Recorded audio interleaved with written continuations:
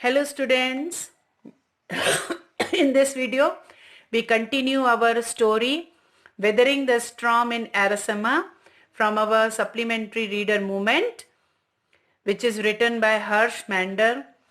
Now continuing the story that Prashant's journey to his village in flood. अब बाढ़ में प्रशांत ने अपनी जर्नी को किस तरह से कंटिन्यू किया अपने घर वापस आने के लिए, I explain it to you. Now, Prashant was afraid lest his family should die as a result of the fury of the super cyclone. So he was determined to seek out his family. He took a long and sturdy stick and started his 18 kilometers expedition back to his village through the swollen flood water. He got relief when he met two friends of his uncle. All of them moved ahead together. They had to push away dead bodies of people and animals. They did not see any house standing in the village. On the way, he felt desperate on reaching his village. His house had fallen and his belongings had wrecked and scattered. He reached the Red Cross shelter. His maternal grandmother greeted him. He also saw his brother and sister, his uncles and aunts. All of them were starving. Now here students, जब प्रशांत ने अपनी घर वापसी की यात्रा शुरू की तो ये जो 2 दिन थे जो उसने अपने फ्रेंड के घर पे बिताए थे और ये जो साइक्लोन स्टार्ट हुआ था तो वो उसको 2 सालों जैसे लग रहे थे. ऐसा लग रहा था ये 2 साल बड़ी मुश्किल से बीते हैं. अब जैसे थोड़ा वाटर लेवल जो था वो कम नीचे जाने लगा तब प्रशांत ने एकदम निश्चय कर लिया कि नहीं, अब ज्यादा देर नहीं कर सकता, अपने फैमिली को उससे मिलना है और उसको फैमिली को ढूंढने के लिए निकल जाओ. लेकिन जो खतरा था वो अभी भी था. तो उसने अपने मित्र के परिवार ने प्रशांत से थोड़ा और अधिक समय तक रुकने का अनुरोध किया, लेकिन प्रशांत जानता था कि अब उसको जाना है अपनी फैमिली को ढूंढने. तो उसने एक लंबी और मजबूत छड़ी ली और तूफान में जो बाढ़ वाला जल था उसके पानी से 18 किलोमीटर्स की जो उसकी जर्नी थी अपने गांव के लिए वो उसने स्टार्ट की. अब कुछ दूर तक वो चलता और फिर उसे तैरना पड़ता था. शुरू किया उसने ये, तो अब ये जो जर्नी थी वो उसको कभी भूल नहीं पाएगा. तो अब जो रोड थी उसकी स्थिति ऐसी थी कि कहीं पर गहरे पानी था, कहीं पर ज्यादा कम पानी था. तो उसके लिए उसने स्टिक का यूज किया. तो अब कहीं पर पानी कमर जितना था लेकिन कहीं पर एकदम गले पर था. तो वो कहीं पर तैर कर जाता, कहीं पर पैदल चलता. तो जब उसे कुछ समय के बाद राहत मिली, जब उसको उसके अंकल के 2 फ्रेंड दिखाई दिए, उसके चाचा के 2 दोस्त उसे दिखाई दिए जो वो भी गांव की तरफ ही लौट रहे थे. तो तीनों एक साथ आगे बढ़ने लगे. अब पानी में चलते चलते उन्होंने जो जो सीन देखे वो बहुत ज्यादा भयानक थे. जैसे वो आगे बढ़ते जा रहे थे तो उन्हें जो पानी के बहाव का जो प्रेशर था वो तेज लगा. अब वहां पर जो जेंट्स थे, मेल्स थे, फीमेल्स थी, बच्चे थे, डॉग्स थे, एनिमल्स थे, वो सबकी डेड बॉडीज जो थी वो पानी में तैर रही थी. तो उन सबको साइड में करते हुए, ढकेलते हुए वो आगे बढ़ रहे थे. और वो जहां जहां से भी गांव, जिस जिस गांव के भी पास से गुजर रहे थे तो वहां पर मुश्किल से कोई भी जो मकान जो थे वो खड़े दिखाई देते थे. अदरवाइज सारे जो थे वो पानी में डूब चुके थे या डिस्ट्रक्ट हो चुके थे. अब प्रशांत जो था वो काफी देर तक रोता रहा क्योंकि उसे मतलब ऐसी स्थिति दिख रही थी कि उसे ऐसा लग रहा था कि अब जो उसका फैमिली है उसमें से कोई भी नहीं बचा होगा. फिर लास्ट में जब प्रशांत अपने कालीकोड़ा नाम के अपने गांव में पहुंचता है तो उसका और जो हार्ट है वो और उत्साहहीन हो जाता है. मतलब कुछ फीलिंग्स नहीं बचती क्योंकि जहां पर उसका घर था उस जगह पर सिर्फ छत के कुछ टुकड़े पड़े थे. उसकी जो सामान था वो इधर उधर पेड़ों पर लटका हुआ था और चीजें खराब हो चुकी थी और सब काला पानी दिखाई दे रहा था. तो वो अपनी फैमिली की सर्च करने लगा और सर्च करते करते वो जो रेड क्रॉस होता है वहां पर पहुंचा. तो वहां पर उसने देखा कि बोला कि अब मैं यहाँ पे उसका यहीं पर मैं भी शरण लूंगा रेड क्रॉस में. इसके बाद जब वो वहां पहुंचा तो उसे बहुत भीड़ दिखाई दी, और उस भीड़ में उसे सबसे पहले अपनी नानी दिखाई दी, मैटरनल ग्रैंड मदर, जो बहुत भूख के कारण बहुत वीक हो चुकी थी। फिर उन्होंने अपना हाथ फैलाकर उसे गले से लगाया और दोनों काफी देर तक रोते रहे। मतलब ये उसे बहुत एक मिरेकल जैसा लग रहा था, जो जिन्हें वो मरा हुआ मान चुका था वो उसे दिखाई दिए। फिर थोड़ी देर बाद उसे उसके फैमिली मेंबर्स में उसके भाई बहन, उसके चाचा चाची सभी वहां आ गए।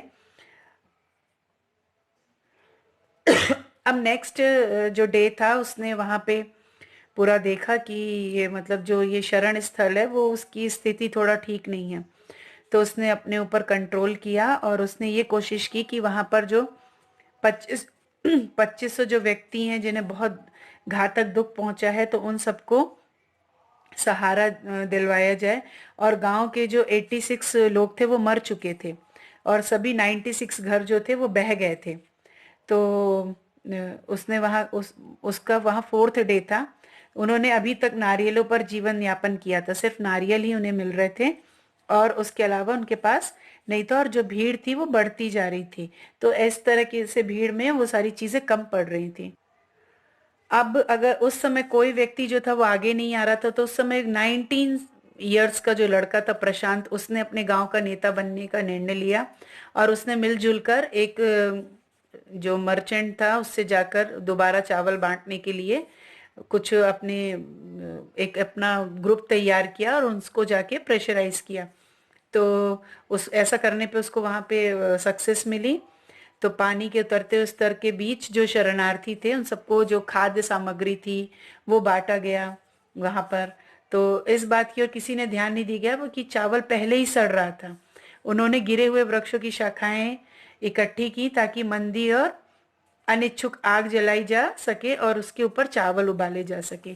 तो इस तरह से उन्होंने वहां पर जाकर सारा काम किया। अब 5वें दिन सेना का वायुयान जो था, आपने देखा होगा हवाई जहाज से लोगों की मदद करने के लिए एनजीओज जो हैं वो चीजें सप्लाई करती हैं, तो ऐसे पैकेट नीचे डाले गए। फिर वे वापस नहीं है। नवयुवक जो थे उन्होंने खुद ही सारे खाली बर्तन उठाए, उन बच्चों को शरणागत स्थल में चारों ओर जहां पानी हट गया था रेत के ऊपर अपने पेटों के ऊपर खाली बर्तन रखकर लेटने के लिए नियुक्त किया, ताकि ऊपर से गुजरते हुए वायुयान को पता चल जाए कि भूखे हैं ये। आपको अभी मैंने एक पिक्चर दिखाई थी, ये इस तरह से उन्होंने वहां पर दिखाया वायुयान वालों को जो एरोप्लेन से खाना डाल रहे थे कि यहाँ पर लोग भूखे हैं। फिर इस तरह से ऐसा मैसेज पहुंचाया कि वायुयान के शरणास्थल के नियमित दौरे किए और खाद्य सामग्री जो भी थी वस्तुएं जरूरत की वो नीचे पहुंचाई गई। इसके बाद आप देखेंगे कि प्रशांत ने असंख्य जो बच्चे थे वहां पर जो अनाथ हो गए थे उन्हें इकट्ठा किया और उनके लिए पॉलिथीन की चादर लगाकर शरण स्थल बनाया। उसके बाद उन्होंने देखरेख के लिए कुछ जो वुमेन्स थी उनको सक्रिय किया, जिससे वो उनके लिए जो खाद्य सामग्री है या जो खाने पीने का मटेरियल है वो इकट्ठे कर सके। फिर कुछ वीक्स और बीत गए तो प्रशांत ने समझ लिया कि जो महिलाएं हैं और बच्चे हैं वो अधिक दुखी हो रहे हैं। तो महिलाओं के लिए काम के लिए भोजन प्रोग्राम में भाग लेने के लिए राजी कर लिया, जिससे वो एनजीओ में प्रारंभ किया। और बच्चों की खातिर उसने खेल प्रतियोगिताओं का आयोजन करना शुरू किया, जिसमें क्रिकेट वगैरह वो जिन बच्चों की खेलने में रुचि थी तो वो रखने लगा। तो इस तरह से क्रिकेट मैचों का संगठन किया। तो कुछ अन्य जो एनजीओज थे वो भी साथ मिलकर प्रशांत के साथ मिलकर जो कुछ विडोज औरत थी तो जो बच्चों की सहायता के लिए कार्य में जुटा दिया, जिससे वो अपने जो उनकी लाइफ जो स्पॉइल हो चुकी थी वो उसको संभाल सके। अब अनाथ जो थे और जो विडोज थी तो उनके लिए संस्थाएं स्थापित करना ये सरकार की प्रथम योजना थी, लेकिन इसके लिए भी सक्रिय विरोध हुआ, क्योंकि यह महसूस किया कि इस प्रकार की संस्थाओं में बड़े हुए बच्चों प्रेम से वंचित रहेंगे और जो विडोज हैं उनके ऊपर भी उतना ज्यादा ध्यान नहीं दिया जाएगा। तो प्रशांत, लेकिन जो प्रशांत था उसने अपने ग्रुप के ऊपर उसको विश्वास था कि वो जितने भी ऑर्फेंस हो गए हैं तो उनको दोबारा से पुनर्वासित करेगा। तो ऐसा हो जाए तो वो पोषक ग्रहों में रखा जाए जो कि एडल्ट के नियंत्रण में नहीं होंगे, बल्कि बच्चों वाली जो विडोज हैं तो उनका संरक्षण वो करेंगी और कोई वयस्क नहीं करेगा। तो इस तरह का एक जो हैवी साइक्लोन और उसके द्वारा जो तबाही हुई थी, तो उसके 6 मंथ के बाद अब जो टाइम था वो बीत चुका था। तो इस प्रकार जो प्रशांत था, उसकी जो घायल सोल थी, घायल आत्मा थी, वो स्वस्थ हो चुकी थी, वो हेल्दी हो चुकी थी, क्योंकि उसने जो इन कष्टों से जो परेशान जो लोग थे, तो उसके पास उसका समय नहीं था, क्योंकि वो जो गांव में जो भी विडोज थी, जो ऑर्फन थे, और जो बहुत ज्यादा दुख झेल रहे थे लोग, तो उनके लिए वो अच्छा काम करने के प्रयास में लगा हुआ था। और उनके सुंदर और जो यंग फेसेस थे, उनमें वो प्रशांत को वो बहुत होपफुल जो साइड थी, उससे देखते थे कि ये हमारे लिए कुछ करेगा। So students, this is the story of weathering the storm in Ersema. So you have to read it and try to understand it.